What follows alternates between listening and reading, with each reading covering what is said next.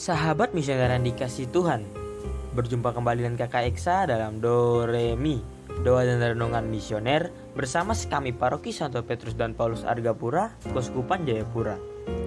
Pada hari ini, Jumat tanggal 22 bulan Agustus tahun 2025, merupakan perayaan wajib Santa Perawan Maria Ratu.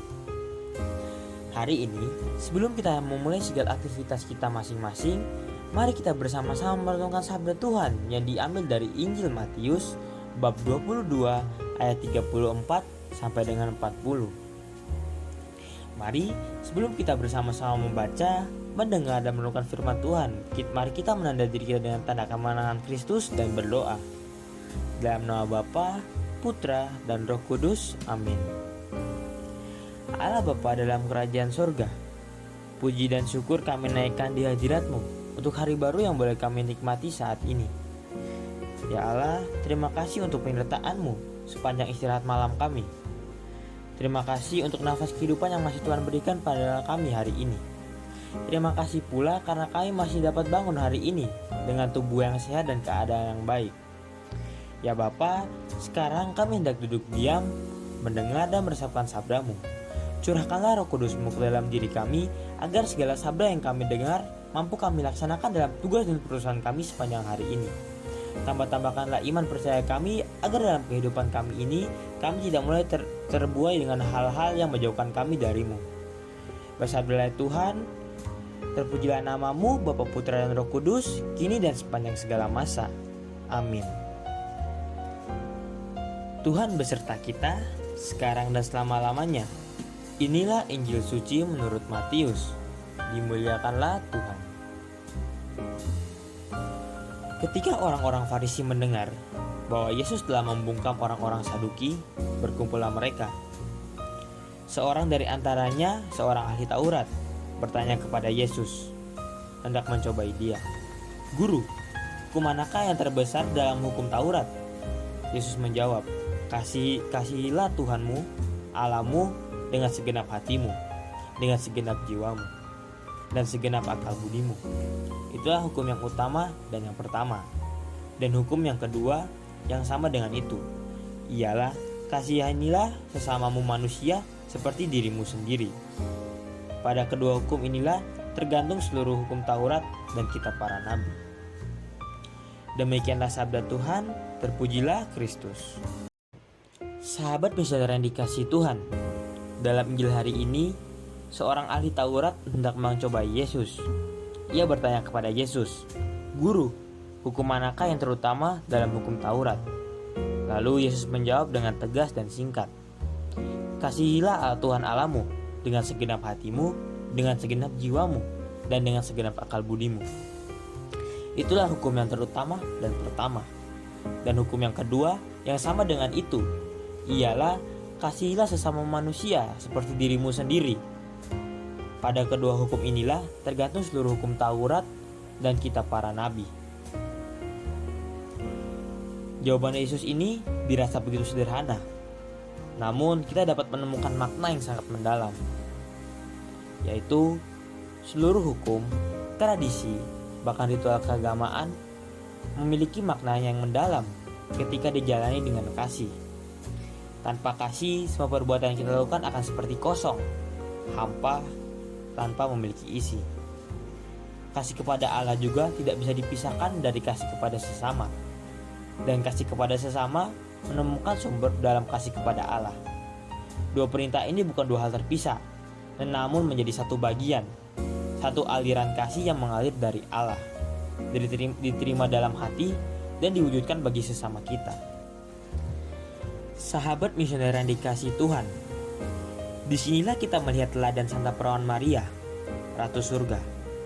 Gelar ratu yang diberikan oleh gereja bukanlah hanya gelar semata, karena Maria berkuasa atau memiliki kedudukan duniawi yang tinggi, melainkan karena hidupnya sungguh merupakan cerminan kasih yang total kepada Allah dan kepada sesama. Saat ia menerima kabar gembira dari malaikat Gabriel, Maria menjawab dengan iman, sesungguhnya aku nih hamba Tuhan, jadilah padaku menurut perkataanmu. Ia mengasihi Allah dengan segenap hati, jiwa dan akalnya, menyerahkan seluruh hidupnya bagi karya keselamatan. Namun, kasih itu tidak berhenti pada Allah semata, melainkan menjelma menjadi pelayanan yang nyata kepada sesama. Maria segera bergegas mengunjungi Elizabeth, hadir di pesta perkawinan di Kana, dan setia mendampingi Yesus hingga berdiri di bawah kayu salib. Maria Ratu Surga adalah wajah dan cerminan dari Injil yang hidup. Ia tidak mencoba untuk memisahkan kasih kepada Allah dan sesama, namun ia menyatukannya, membuat keduanya selalu berjalan bersama. Ia mencintai Allah dengan ketaatan dan doa, sekaligus mencintai sesama dengan tindakan nyata, kelembutan dan pengorbanan. Oleh sebab itu, mahkota yang dikenakan bukanlah simbol kuasa, melainkan simbol kasih, ketaatan, dan pengabdian. Bagi kita sendiri, bacaan Injil hari ini adalah undangan untuk meneladani Santa Perawan Maria. Seringkali kita terjebak dalam rutinitas iman, seperti doa tanpa makna, misa yang hanya kewajiban, atau bahkan pelayanan yang dijalankan tanpa kasih. Yesus mengingatkan semuanya itu harus bersumber dan bermuara pada kasih. Maka dari itu, kita diajak untuk bertanya pada diri kita masing-masing. Apakah aku sudah mengasihi Allah dengan sungguh-sungguh melalui doa, hidup yang setia, dan pengorbanan? Apakah kasihku kepada sesama benar-benar tulus atau masih berpancar kepentingan pada diriku sendiri? Jawabannya ada pada diri kita masing-masing. Mari kita senantiasa menghadirkan Allah dalam setiap langkah hidup kita dengan segala keberadaan kita, serta kita dapat memberikan segala kasih dan kebahagiaan kepada semua orang. Amin. Sahabat misioner yang dikasihi Tuhan, mari kita menutup pertemuan kita pada hari ini dengan bersama-sama berdoa, doa anak misioner Indonesia. Doa anak misioner Indonesia. Dalam nama Bapa, Putra, dan Roh Kudus. Amin. Tuhan Yesus, Engkau diutus Bapa menjadi berkat bagi dunia dan menjadi juru selamat bagi manusia. Utuslah kami anak-anak dan remaja misioner di Indonesia untuk menjadi sahabat yang kuat bagi yang lemah, sahabat yang rela berkorban bagi yang menderita payah, sahabat penghibur bagi yang sakit dan gelisah. Tuhan Yesus, kami pun ingin menjadi utusan-utusan kecil-Mu, teman setia bagi yang tersingkir dan terlantarkan, teman bicara bagi yang kesepian dan terlupakan, sobat yang gembira bagi yang sedih dan susah, sobat penuh penghargaan bagi yang tak dicintai.